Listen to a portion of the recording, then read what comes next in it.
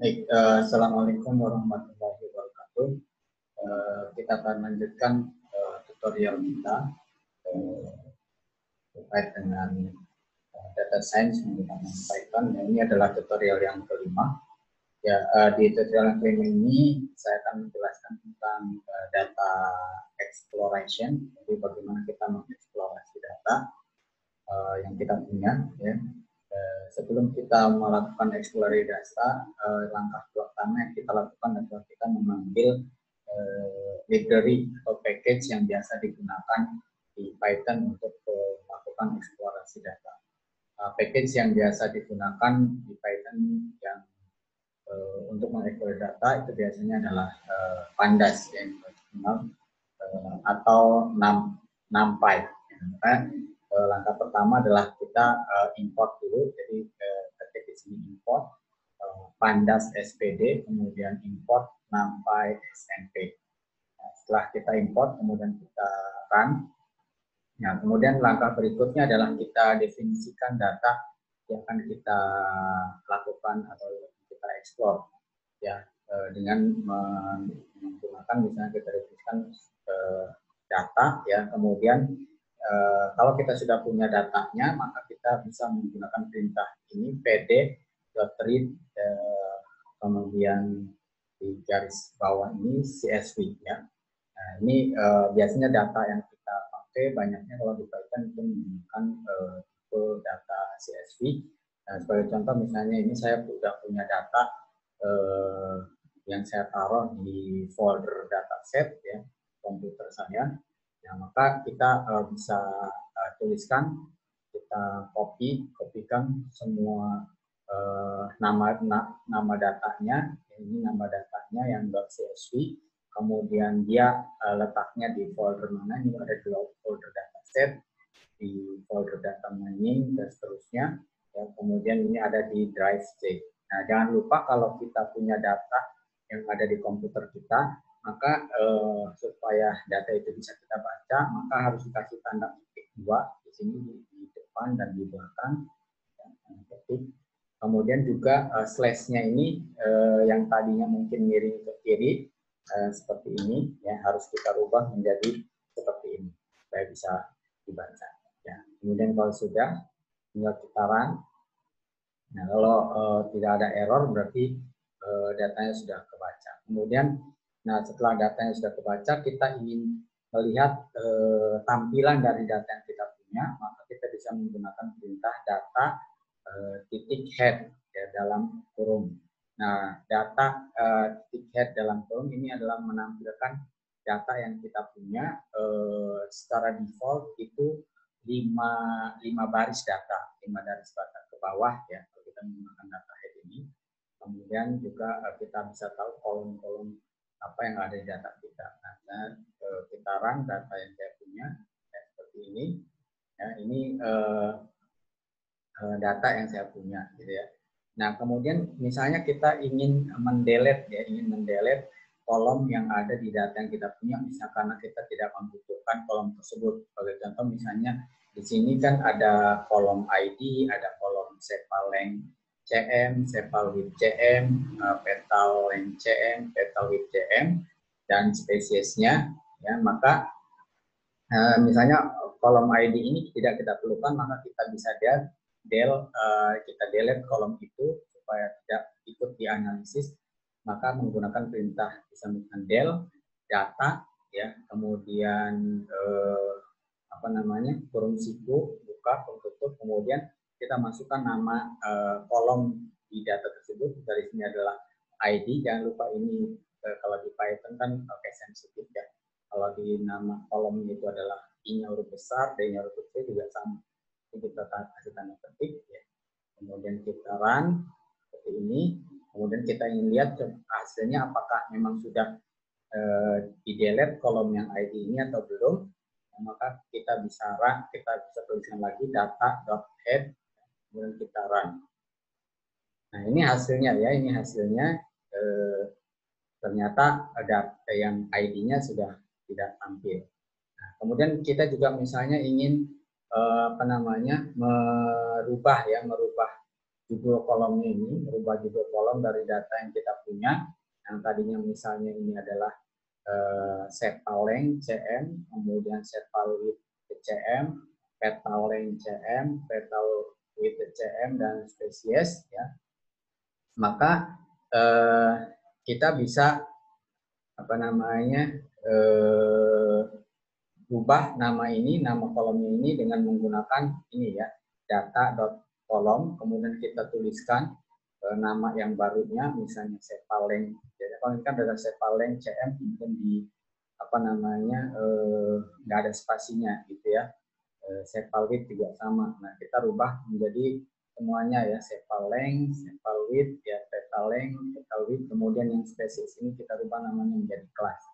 Maka kita tuliskan ini menggunakan data.column sama dengan terusnya yang kita rubah ya, Cetal length, tanda petik, koma, Cetal width, ya, jangan lupa tanda petiknya, kemudian juga koma. Kemudian kita run.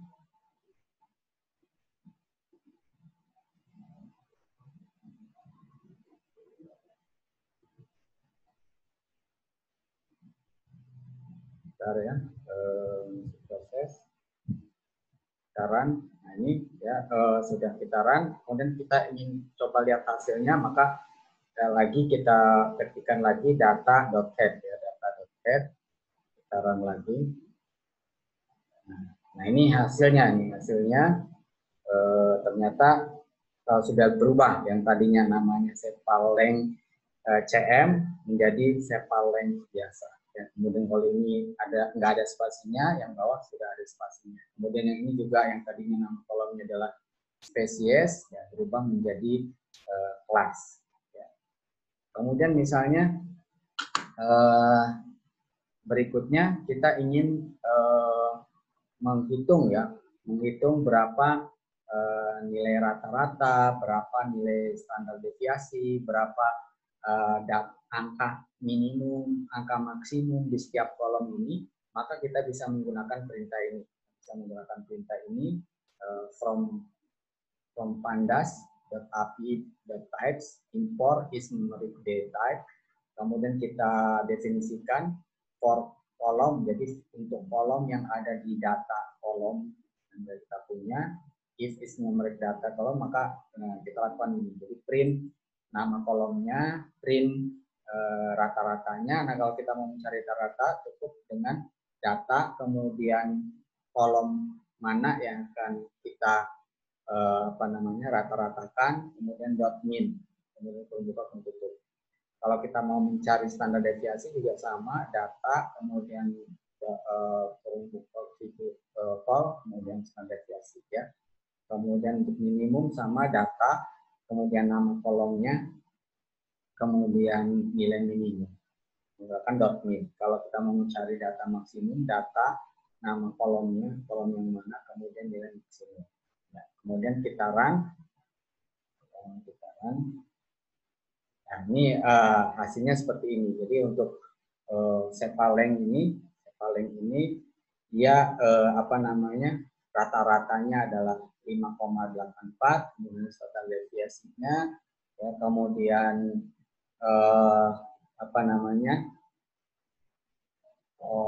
jumlah minimum, jumlah maksimumnya akan kelihatan. Kemudian kalau kita misalnya ingin tahu berapa jumlah keseluruhan dari data yang kita punya, ya, kita bisa mengetikkan di sini data.save ya, data.save.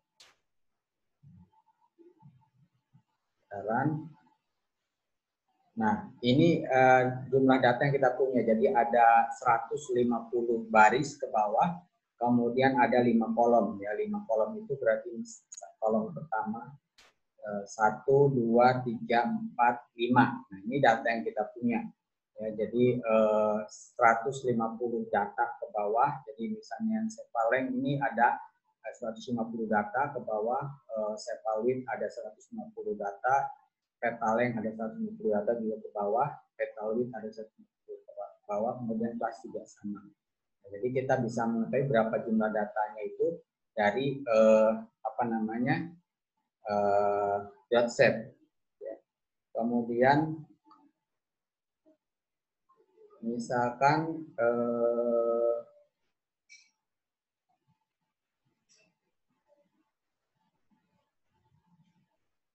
kalau kita ingin tahu berapa jumlah yang ada di berapa jumlah yang ada jumlah kelasnya ya, jumlah kelas ini, bisa jumlah kelas ini yang kan ada berapa jumlah kelas ya, ini kan kalau di sini cuma kelihatan kiri sentosa ya, kiri cuma satu. Nah, kita ingin tahu berapa jumlah kelasnya, kita bisa tambahkan dengan perintah data, kemudian masukkan, yaitu kita ingin cek kolom yang kelas, kemudian dot value home.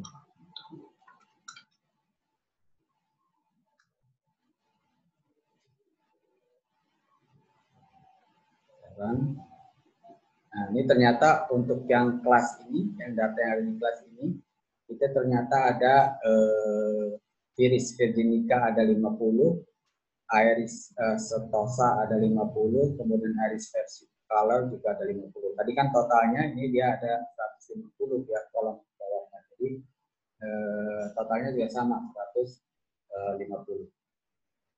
Kemudian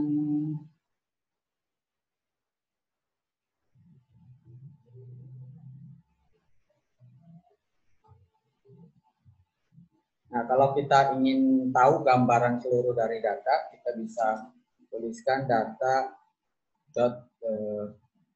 describe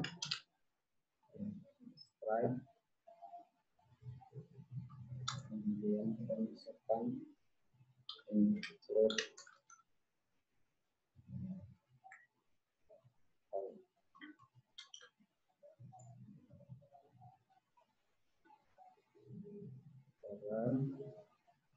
nah, ini adalah gambaran data secara keseluruhan. Jadi misalnya Sepaleng itu ada 150 data, Sepalwit ada 100 data, Petaleng ada 150 data, Petalwit ada 100 data, kelas juga ada 150 data. Kemudian yang unik artinya misalnya yang nggak ada isinya ternyata none, itu artinya nggak ada, jadi semuanya terisi, ya, semuanya terisi.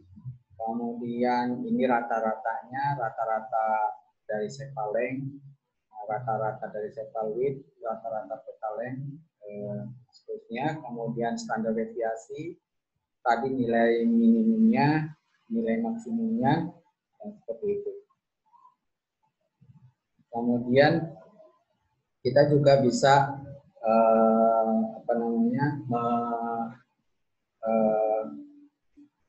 ingin tahu, misalnya kalau kita ingin tahu berapa covariance ya, dan korelasi antar atribut ya, teratribut di data yang kita punya ini, data yang kita punya ini, kita bisa menggunakan perintah ya, perintah data.of ini untuk kalau kita ingin tahu covariance dari data yang kita punya. Kemudian kita print misalkan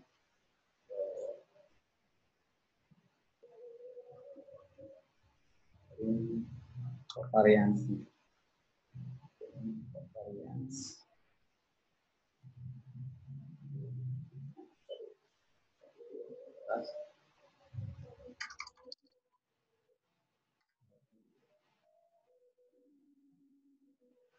Ini untuk covariance, langsung data seperti ini, atau mau kita tambahkan judulnya, misalnya kita kasih judulnya covariance, nilai covariance-nya.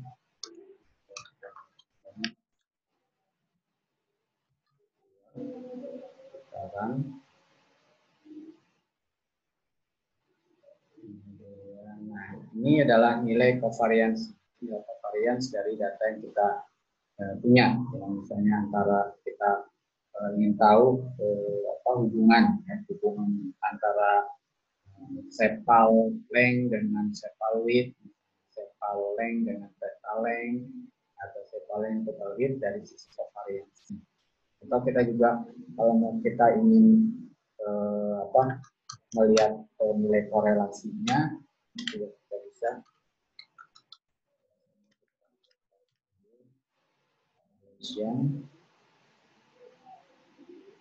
dengan tinggal klik data dot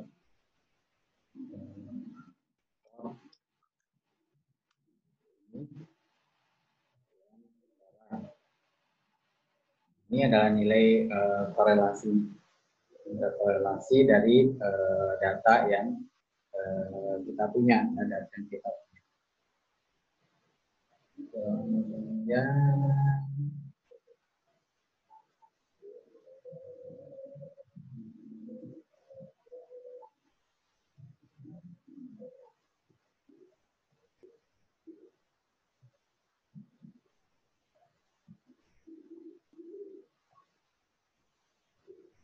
ya, itu mungkin perintah-perintah yang bisa kita gunakan untuk melakukan eksplorasi data,